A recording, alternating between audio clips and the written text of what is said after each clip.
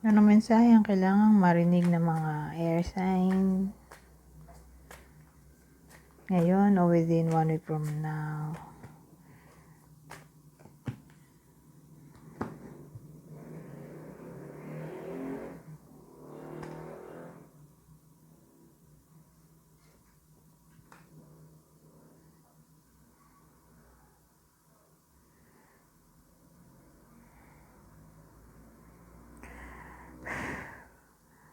Well, ang dating dito,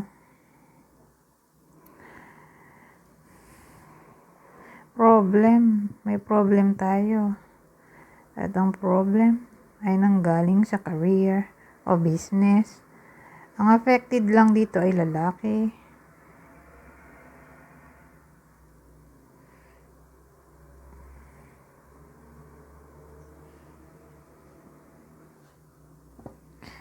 So, ayan. Kumbaga,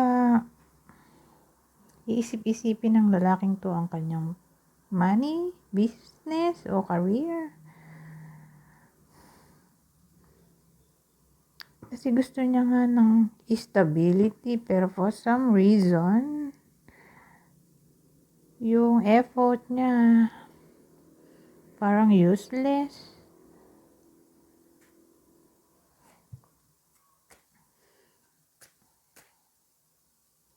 So, lalaki lang na air sign ang pwedeng affected sa kwento na to, sa spread.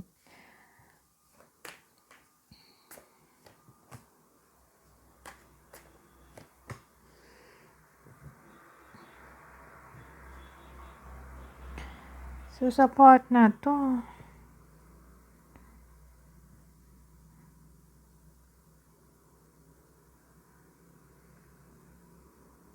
mag-e-end na ang problem sa pera. Dahil, magkakaroon ng decision. Siguro, para mag-take action. Kung paano mag-earn ng money.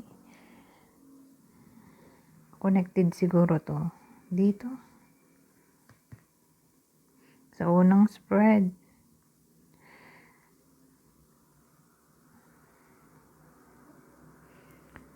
So, yun. Kumbaga, halimbawa, nangyayari na to. May problem nga sa money, finances, in general, business, career. Na parang nagkukos ng anxiety, mental problem, depression sa iba sa inyo. Lalo na kung lalaki. Kasi tingin ko magkarugtong to. So, yung lalaking yun ay gagawa ng way para makalayo dun sa nagkukos ng problem o gumawa ng action para mawala yung problem. Ganyan eh. So, kung magti-take action siya at hindi mag-procrastinate, eh mag-e-end na nga yung problem sa money.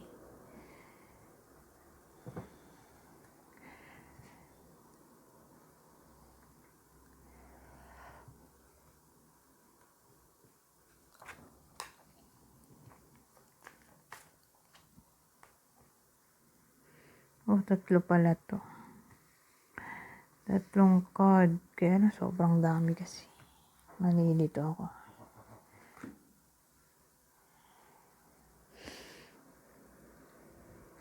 So, anong kwento dito?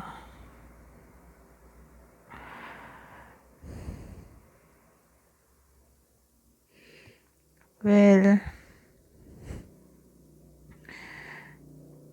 karma.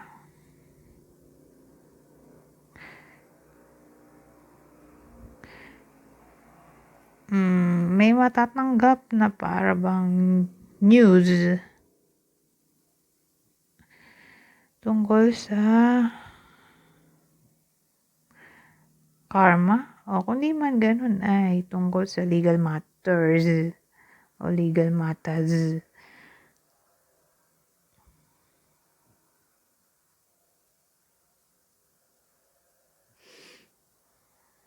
Ewan ko. Parang matotopic ang law sa iba sa inyo.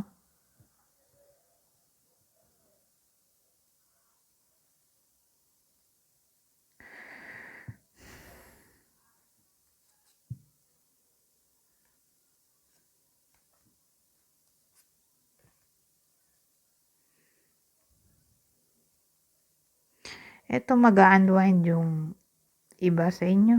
Magta-travel para mag-unwind. So, ang tatamaan lang nito ay someone na malungkot. Kumbaga, ang way niya para mag-cope up o ma-distract mula sa anxiety problem niya ay mag-travel. So, yung iba sa inyo nga ay magta-travel.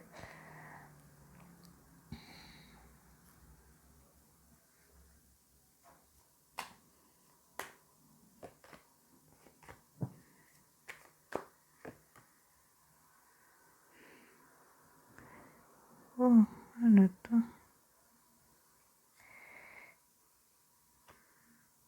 Oh. Well, ang dating dito,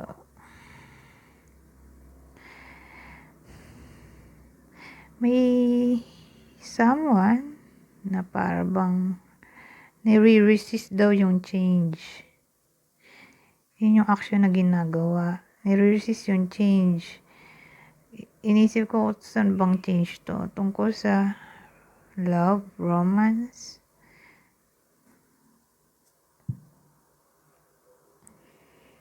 Nire-resist ang change kasi feeling trapped daw.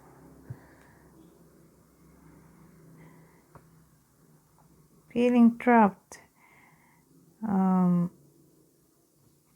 Ito kasi taking risk. So, ito, bumaliktad. Natatakot mag-take risk.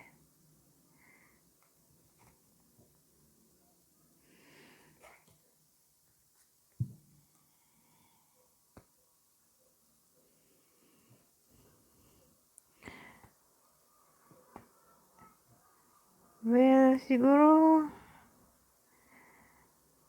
yung nire-resist dito na change ay regarding sa separation. Kasi yung poso niya ay arrogant, rude.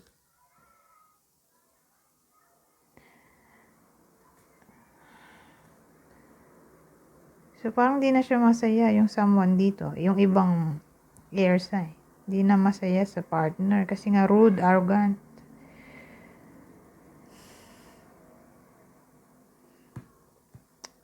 Kaya, hindi naman niya maiwan. For some reason. Kasi feeling trapped siya dito. Hindi pa makapag-decide. Although gusto niya. Pero, may something na parang pumipigil din sa kanya. Para gawin yon yung pag-separate. Kasi separation din to eh. The Tower. Pwedeng separation to.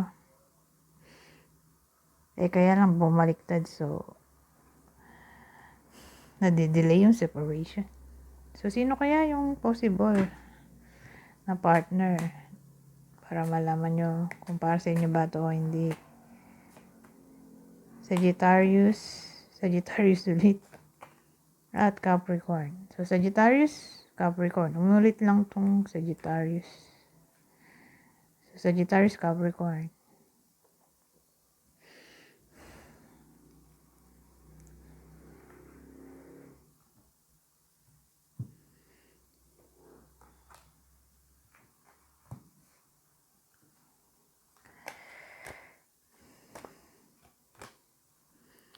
So, take action.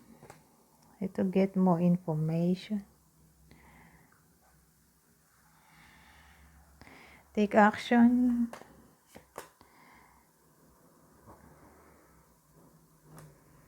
Tungkol sa tawag dito, clashing daw, discord. Edi, kung may nakaaway, ayusin. Kasi imbalance to. Ito ay reconciliation code eh. So, take action na magkaayos. Ganyan ang dating.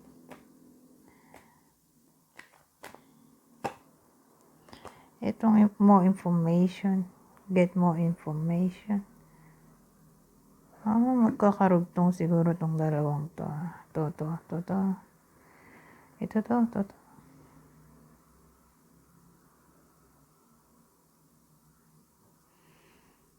Kasi parang nag-away sila. So, iniisip ko kung karugtong din ba nito. Itong huling spread sa tarot. Kasi sabi ko nga kanina, rude yung partner, arrogant, parang gusto makipag-break nung iba sa inyo. Na yun nga, nag-aaway sila, di na masaya.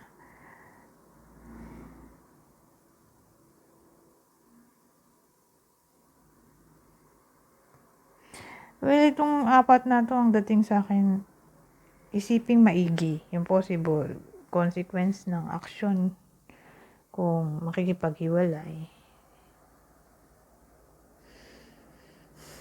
Kaya sabi, get more information.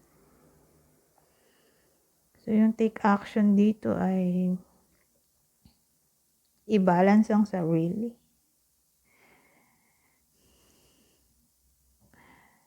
So, yun, alamin mo na yung pros and cons ng possible decision. Kasi mahirap magsisi sa huli.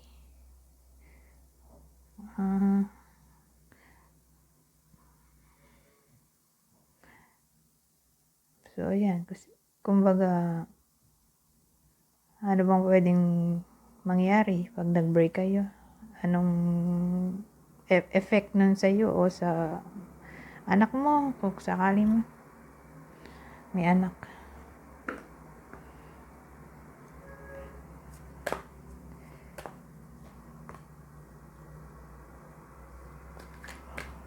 Not the right time, wait. Ano yan? Pares lang yan. Not the right time, wait. Tungkol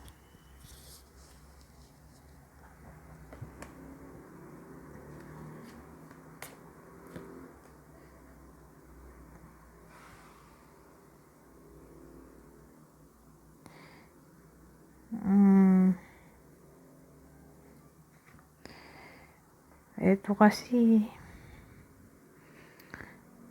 not the right time, wait.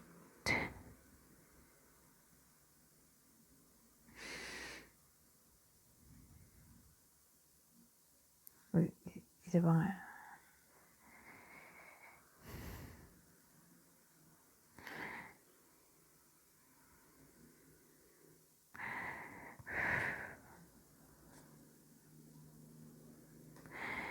Not the right time para mag-express ng feelings.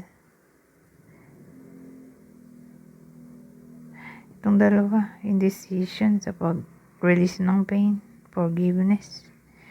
Ito, expression ng feelings. Ito, sadness, unrequited love. So, ngayon o within 1 week from now, hindi maganda mag-express ng kahit anong feelings.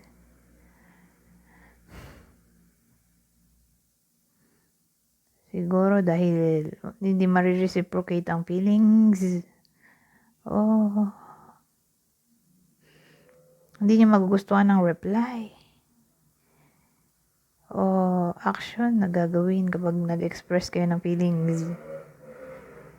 Doon sa puso nyo.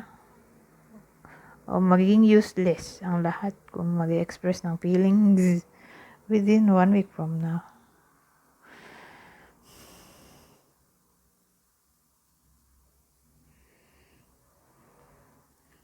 $14 minutes na pala to.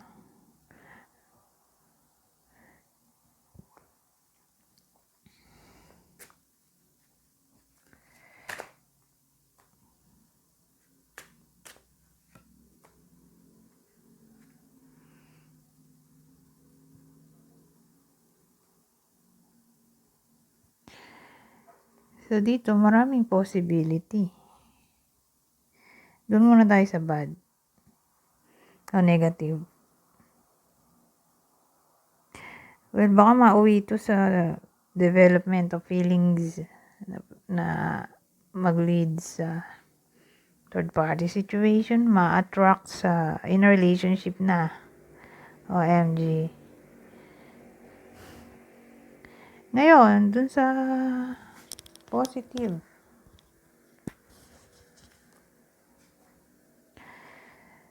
mm, posible ang attraction sa someone na parang payat. Payat o magaling sumayaw. O pwede ring someone na matalino. Kumbaga, ma-attract sa intelligence. O confident.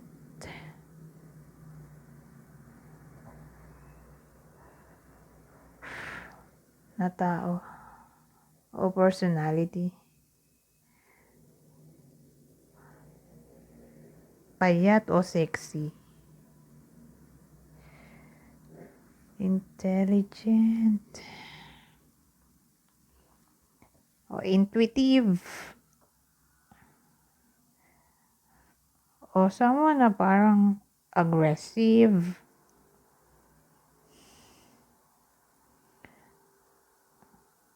O flexible.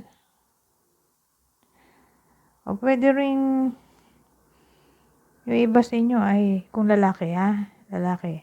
Ma-attract sa someone na 40 years old and above. Na babae. Whether kasing edad nyo to o hindi. Pero ganun yung edad ng babae. O ma-attract sa ay positive nga pala. Hindi ko pwedeng gawin negative to. O sa someone na may salamin. Okay? Kung hindi 40 years old, ay someone na may salamin na. Sa bagay, kahit anong edad naman may possible na magsalamin na. Kasi, mabilis lumabo ang mata ng mga tao sa panahon ngayon. Dahil sa cellphone.